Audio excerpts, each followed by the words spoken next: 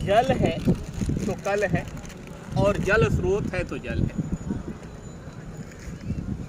निरंतर हमारे जल के स्रोत सूखते जा रहे हैं, समाप्त होते जा रहे हैं और जो बचे हैं वह गंदगी का घर बनते जा रहे हैं। आप देखिए कि एक विशाल तालाब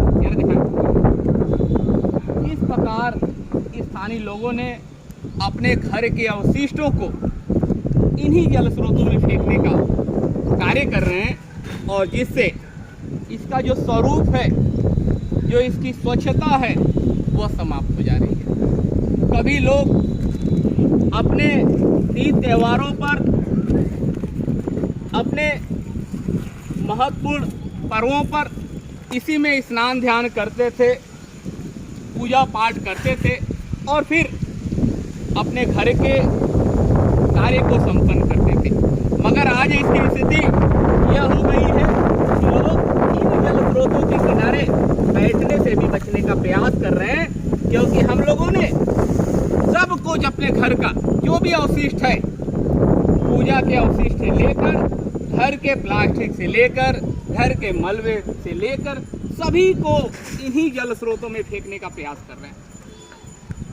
यदि हम लोगों ने इन जल स्रोतों को संरक्षित नहीं किया, इनको नहीं बचाया, तो आने वाले दिनों में देश में एक बड़ी जल संकट उत्पन्न होगी, क्योंकि ये जल स्रोत केवल पानी के लिए ही नहीं था, बल्कि मूल रूप में यह पानी के साथ भूगर्भ के जल के लेवल को बढ़ाता था।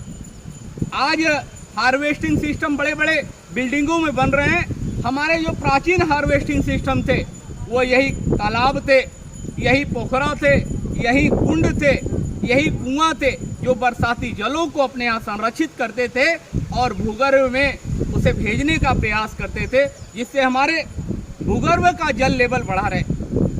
मगर आज क्या है, भिन्न भिन्न क्षेत्रों में आप देखें तो 2000 फीट के नीचे जल प्राप्त हो रहा है और उसका मूल कारण यह है कि हम लोगों ने अपने प्राचीन हार्वेस्टिंग सिस्टम को लगभग समाप्त करने के प्रयास कर रहे हैं। उनमें प्लास्टिक डाल रहे हैं, उनमें अवशिष्ट डाल रहे हैं, जिससे भूगर्भ के साथ जो उसके कनेक्शन थे वो धीरे धीरे समाप्त हो रहे हैं। और यही कारण है कि भूगर्भ के जल का लेवल निरंतर गिरता जा रहा है।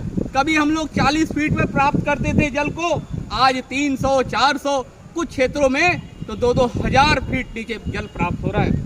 आइए संकल्प लिया जाए कि अपने आस पड़ोस, चाहे क्षेत्र का, नगर का, जिले का, जो भी जल स्रोत है, हम उसको संरक्षित करेंगे, उसको साफ रखेंगे, क्योंकि जल स्रोत होगा तभी जल होगा। मैं डॉक्टर अशोक कुमार सोनकर, सहायक प्रोफेसर, इतिहास विभाग, सामाजिक विज्ञान संकाय, काशी हिंदू विश्वविद्यालय, बहुत बहुत धन्यवाद।